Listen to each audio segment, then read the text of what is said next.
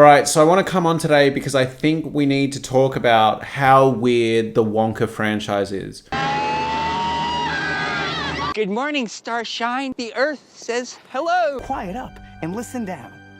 Nope, scratch that. Reverse it. What on earth are these movies? We've got a prequel coming out. Apparently it's canon with the original movie starring Gene Wilder.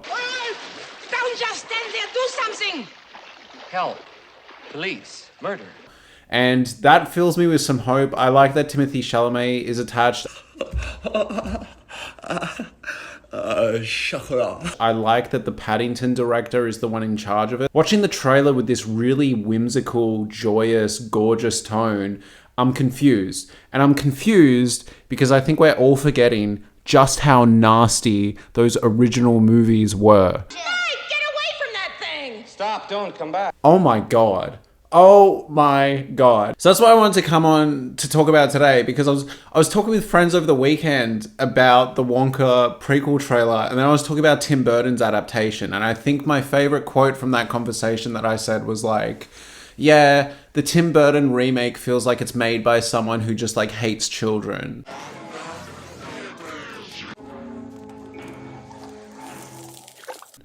But then, like, I watched the original after this conversation and I realized that the original has that feeling as well. Both of these movies are nasty and sarcastic and like mean-spirited. And I think they make for like great comedies if you don't like shitty kids. Snozberries. Who ever heard of a snozberry?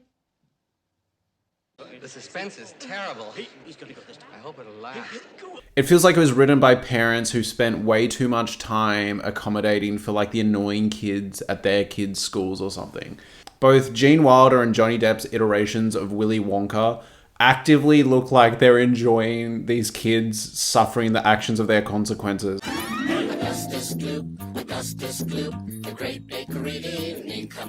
And these punishments that they receive aren't just like a slap on the wrist. Some of the punishments in these movies turn into extreme body modifications and injuries that aren't ever going to leave these people, particularly in the Tim Burton version. Mike TV leaves as a disfigured, stretched out little boy. It is bizarre.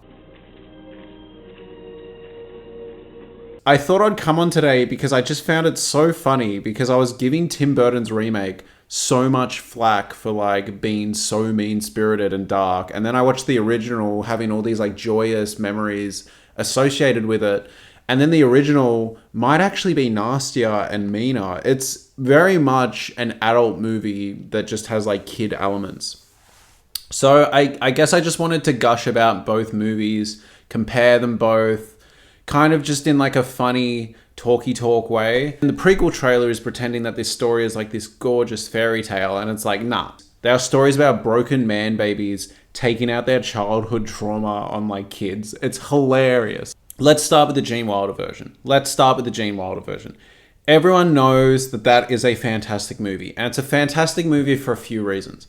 Mainly Gene Wilder. Privileges and licenses herein and herein contained, etc., etc. Fax mentis incendium gloria culpum, etc., etc. Memo bis punitor delicatum.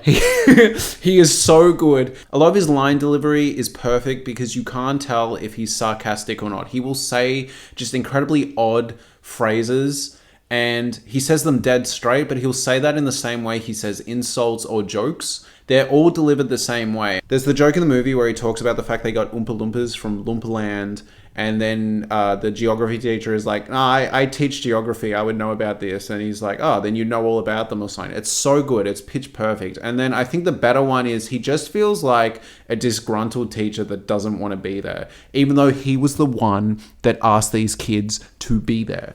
Can we walk? If the good Lord had intended us to walk, he wouldn't have invented roller skates. The whole premise of the movie is that he has this like fairy tale level chocolate factory, right?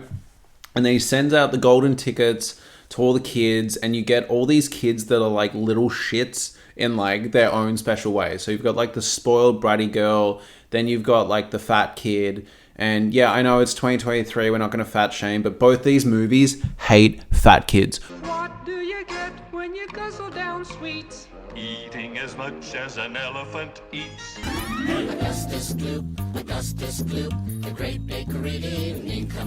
Which is weird because they're movies about chocolate, but they want to punish the shit out of the one kid that seems to actually really enjoy the chocolate. They hate Augustus Gloop and his like plus size body with a passion. Particularly the Tim Burton one. We'll get to that.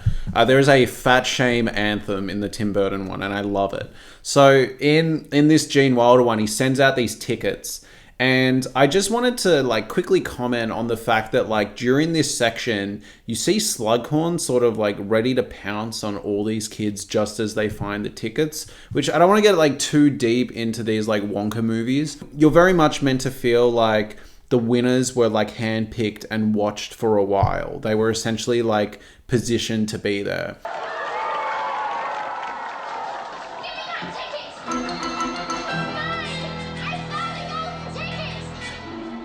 He didn't leave anything to chance. He wanted these kids.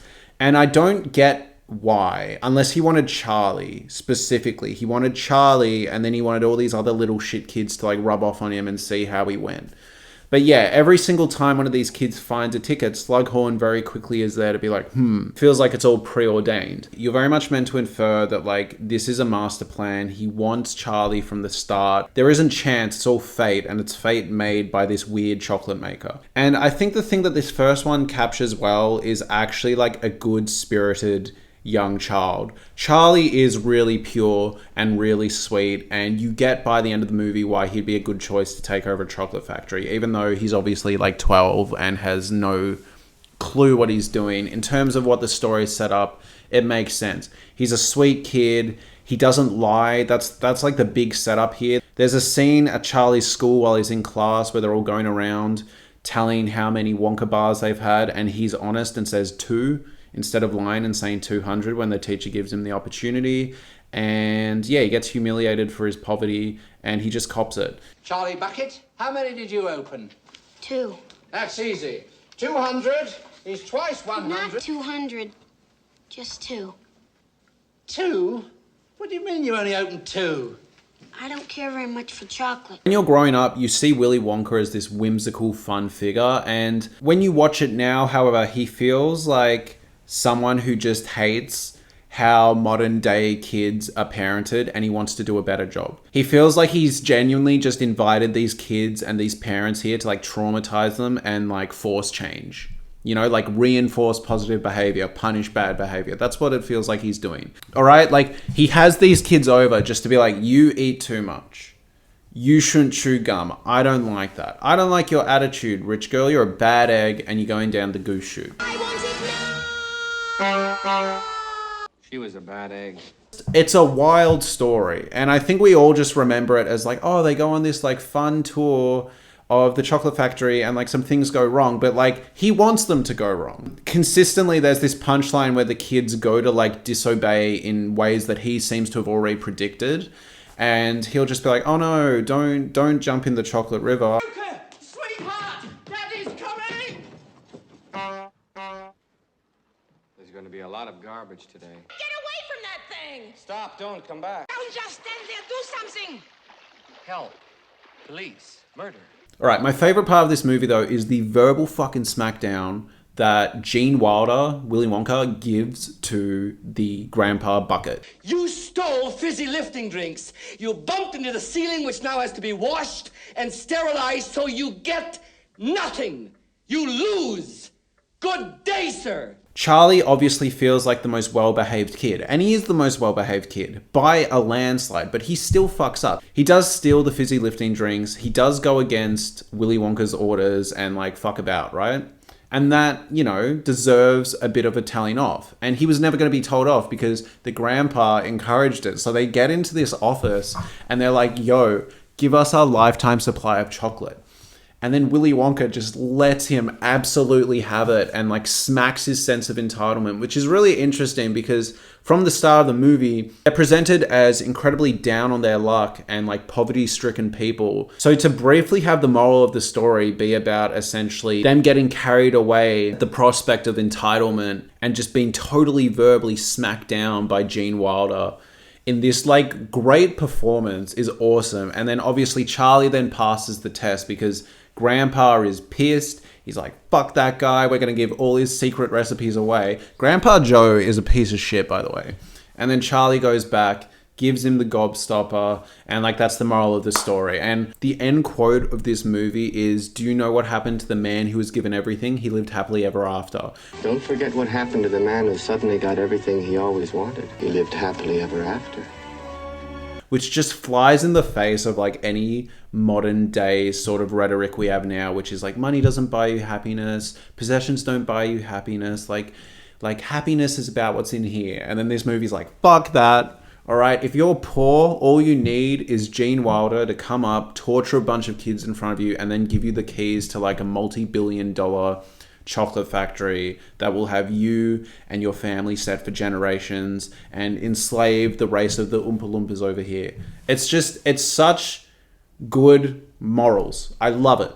You know, why would we want to teach our kids anything different? It's a lesson about honesty, right? Charlie is given the ultimate reward because he's honest and sweet. Before I go on to the bizarre Tim Burton remake, there's a few things I want to cover. We all know Gene Wilder's really good. I think the performance of Charlie is excellent, and I think it makes the movie. I love Slughorn. I love how bizarre and weird the boat section is. There's no knowing where we're rowing, or which way the river's flowing.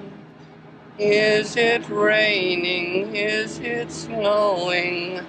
It is literally like a horror movie for 4 minutes. That's the thing. People forget. There is this bizarre scene where Gene Wilder's Willy Wonka just like loses his mind.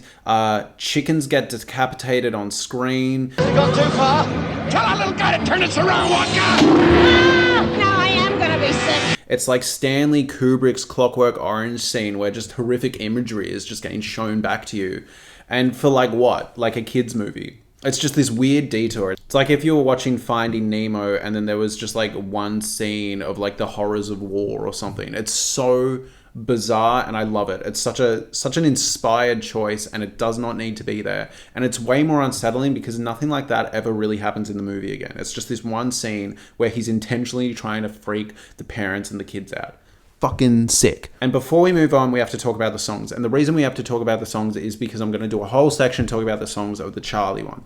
So, we have the very famous Oompa Loompa songs. You will live in happiness too, like the Oompa Loompa Doompa-dee-doo. And yeah, they're great, all right? They're fun, they're easy, but they're all the same. And that's good. They change based on each different kid, but they all follow the Oompa Loompa tune, right? So those are fine. Those are fun novelty songs, right? But the bangers in this musical are so good. Dreamed that I would climb over the moon in ecstasy, but nevertheless it's there that I'm shortly about to be. 'Cause I've got a golden ticket. I've got a golden chance to make my way. The Candyman can. I forgot that this banger existed. The movie just opens with like one of the best songs ever. The fucking Who Can Make the Sun Right? Oh, so good. Who can take a sunrise, sprinkle it with dew? The Candyman can, 'cause he mixes it with love and makes the world taste good. Right, so we get the Candyman can. Cheer Up Charlie, which is totally boring. I hate it. No. Shit. Like, it's a great song, but just like hard skip every time, right? It's just like, all right, Charlie's a bit sad. But oh my god, the two songs that we get for the rest of the movie, the Pure Imagination song, we all know that song. Lovely, amazing, eerie, beautiful, just like a fantastic song.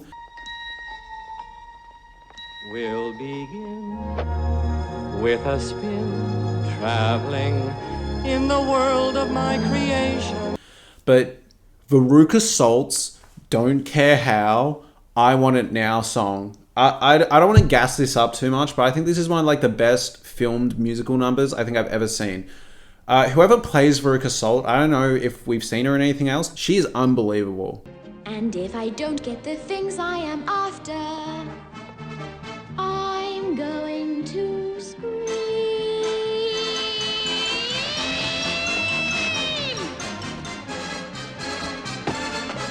It's so good, and it's good because it's not over the top. It's just her bratty performance until she goes down the goose chute. Don't care how I want it now. Flames. Unbelievable. So good. The Wonka media settled down for a while, right? So then Futurama did a Willy Wonka episode. So quick 1 minute, 2 minute review. It's fucking awesome. It makes me remember how good Futurama is because it escaped what Simpsons had. Simpsons was confined to the nuclear family, and then Futurama basically got to do all the stories that Simpsons couldn't do about like interstellar travel, right? Rick and Morty could never, all right? Futurama's Willy Wonka episode with the Slurm Factory is moving at like 10 jokes a minute. It's hilarious, consistently. And it's a well-told story in its own right. It obviously works amazingly if you've seen the original Willy Wonka movie. If you haven't checked it out, watch it. It's hilarious. The twist at the end is great. And the jokes throughout are awesome. Hey, what's behind that door? Nothing. Is it the secret ingredient? Grunka lunka dunkity ingredient. You should not ask about the secret ingredient. Okay, we get the point. I was just curious because of the armed guards. Grunka lunka dunkity darn guards. Like, everything about it, just a good episode of animated television. So now we get to the Tim Burton version, which is kind of the reason I did this video, so thank you for sticking around. I can't decide if the Tim Burton version is amazing or god-awful. Yeah, so Johnny Depp's performance in Charlie and the Chocolate Factory by Tim Burton is very much embodying Michael Jackson, and it feels like a really weird choice because from the moment Michael Jackson started basically grooming those kids and taking them to Neverland, it didn't sit right with a lot of people. It wasn't a recent thing. It was more a recent thing that we got details of the actual accusations. But like, no one was ever really a big fan of Michael Jackson's relationship with kids. Is it really appropriate for a 44-year-old man to share a bedroom with a child who is not related to him at all? That's a beautiful thing. That's not a worrying thing? Why should it be worrying? Who's the criminal? Who's Jack the Ripper in the room? Good morning, Starshine. The Earth says hello. Welcome to the factory. I shake you warmly by the hand. So no one was ever really a big fan of like Michael Jackson's relationship with kids, except Michael Jackson. But like, it was a general sense of like cultural discomfort how Michael Jackson was with those young kids. So when you watch Charlie and the Chocolate Factory and it's very much seemingly embodying the same energy, it almost feels like an intentionally dark choice. There are a lot of parallels with Johnny Depp's portrayal of Willy Wonka and the story of Michael Jackson. Instead of uncomfortably close and intimate relationships with children, I guess here it's just these kids end up getting murdered by chocolate machines.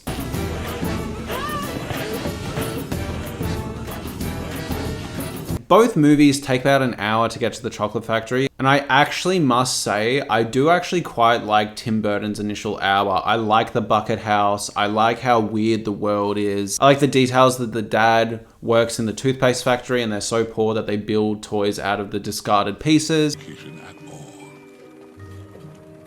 The upswing in candy sales has led to a rise in cavities, which led to a rise in toothpaste sales. I think Helena Bonham Carter, in the short time she's given, plays a great mum. Like, I actually do like the first hour. I don't think it's as bad as people have previously suggested. I think it gets off to a decent start. I love the introduction with the puppets melting. It sets the tone right away. With so much generosity, there is no way to contain it.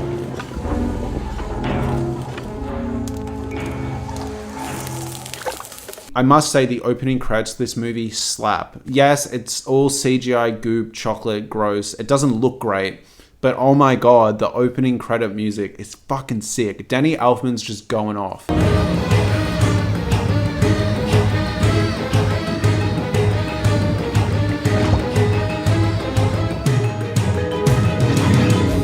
And it sets this really eerie, dark tone. And I think the thing I like about this version of Charlie and the Chocolate Factory is it's very much committed to just being a dark, uncomfortable movie. Again, that's seen with the Michael Jackson comparisons. That's also seen with these weird moments of intense, like, PTSD flashbacks that, like, Johnny Depp has. Moms and dads. Dad?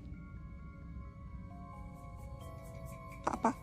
The movie also lets you sit in the discomfort of these situations, which I do really appreciate.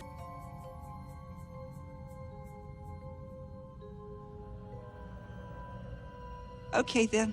There are some additional context clues and lines that this version of Charlie and the Chocolate Factory give that I actually do appreciate. When we get the first Oompa Loompa musical number, which I must say, I think is awesome. Yeah, it's not as iconic as the Oompa Loompa, but the Augustus Gloop song in Charlie and the Chocolate Factory is so good.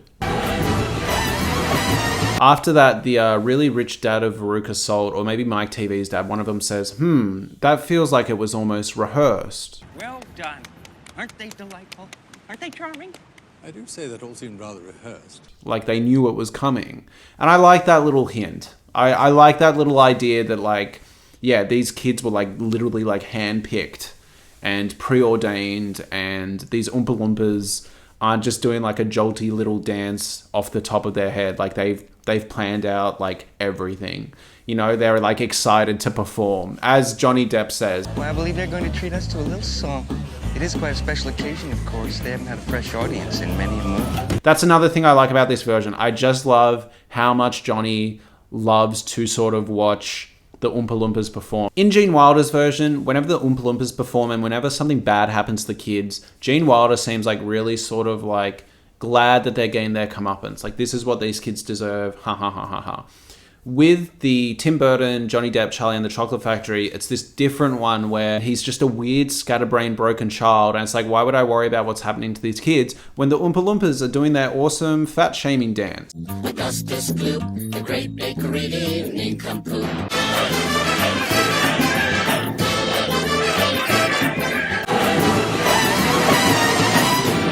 Aren't they delightful? In the original Gene Wilder version, Gene Wilder, he sees himself as superior, not only to just the kids, but the parents of the kids. He clearly feels like he could have done better than what these parents did. And as a result, that's what all these sort of situations are meant to be. They're meant to be reflections of failed parenting. Whereas in Tim Burton's version, it seems like Johnny Depp's Willy Wonka just sort of feels like a fellow kid. He's sort of enjoying these Oompa Loompa dances and he's wondering why the kids aren't into it as much. And obviously they're not, because they're terrified it's going to happen to them, which it does. Now, the songs are a bit more hit and miss here, and it's not a musical. We just get those Oompa Loompa numbers. Now, I love the Augustus Gloop song. It is so good. When you hear the elements of the Chocolate Factory starting like kicking into gear, I think Willy Wonka says something like the Oompa Loompas are about to perform and they haven't done that for a while. It's like chills.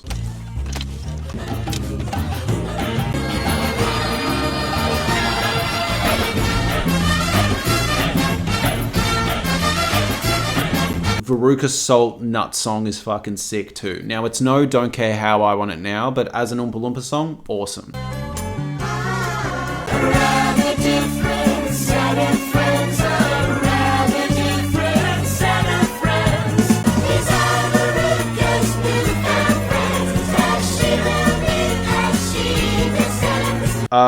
Violet, You're Turning Violet song is pretty good, not amazing. And then the Mike TV one sucks. I don't like it. I get what they're going for with Queen, but I just don't like it. Can no longer understand the fairy tale, the fairy life. The movie, I don't like how the Tim Burton version looks. I like how Charlie Bucket's house looks in the movie, and I like how all the sets look outside of the Chocolate Factory. When they get into the Chocolate Factory, it gives me Disney remake vibes. Just ugly, gross, dark CGI. I don't like it very much. There are some sets I like. For example, the nut sorting section looks great. Dear old mom and loving But I don't like the initial Augustus Gloop Chocolate River section. I think it looks like shit. And the whole elevator sequence totally loses me. By that point, the movie's fallen off the rails and I don't really care anymore. But what I will say, there's a really sweet ending scene though, and I wish the Gene Wilder version had it. And I think it's the only thing that I would say objectively is better in the Tim Burton version. And that is this scene where Willy Wonka, this broken, traumatized child, is sitting with the impoverished Bucket family and they're just eating a dinner and it's like, oh, no business at the dinner table. It's a really, really sweet moment and you don't get too much of that in that movie. How do you feel about little raspberry kites? With licorice instead of string. Boys, no business at the dinner table. Sorry, Mom. I think you're onto something though, Charlie. And it pans out and it turns out the Bucket House is inside the Chocolate Factory and the snow is like sugar. But Willy Wonka has something even better. A family. It's just a sweet moment, and it's a sweet way to end the film, and it leaves a really good taste in my mouth, and it makes me think that overall the movie was better. Now, the movie isn't perfect. There are a lot of problems. I do not like a lot of the performances around them. I actually don't like Charlie in this version. I know he's meant to be poor. He gives me mad Silver Spoon vibes, even though he's not, but he lacks agency in the way that the original Charlie did. I don't know. He's just a wet mop. I don't like him. Do not like him. I also do not like Grandpa Joe in Charlie and the Chocolate Factory. I think it's a weird performance. I actually kind of hate it.